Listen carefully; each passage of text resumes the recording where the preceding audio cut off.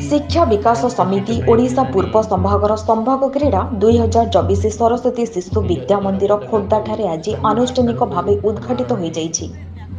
उक्त क्रीड़ा महाकुंभरे नयागढ़, जगतसिंहपुर, पुरी, खोर्धा जिलार छात्रछात्री माने अंशग्रहण करथिले। एक मनोज्ञ एवं चित्ताकर्षण परिवेशरे उक्त कार्यक्रम मुख्य अतिथि राज्य विजय महिला जनता दल वरिष्ठ उपसभापति बासंती महापात्रଙ୍କ द्वारा उद्घाटित होइथिला।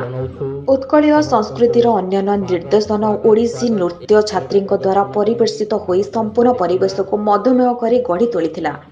मुख्य अतिथि श्रीमती महापात्र तांको अभिभाषणरे संभागर उक्त कार्यक्रम को भूयसी प्रशंसा करने सह क्रीड़ा एक पूर्णांग मनीष तैयारी करिबारे प्रमुख भूमिका ग्रहण करने सह यह मानसिक स्थिरता, शारीरिक सुस्थता एवं बौद्धिक विकास रे यथेष्ट सहायक होइथाय।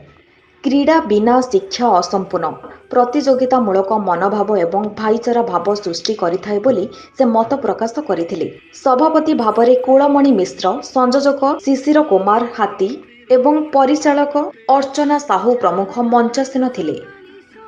खोर्धारू ज्ञानरंजन दासଙ୍କ रिपोर्ट, ओएनएम न्यूज।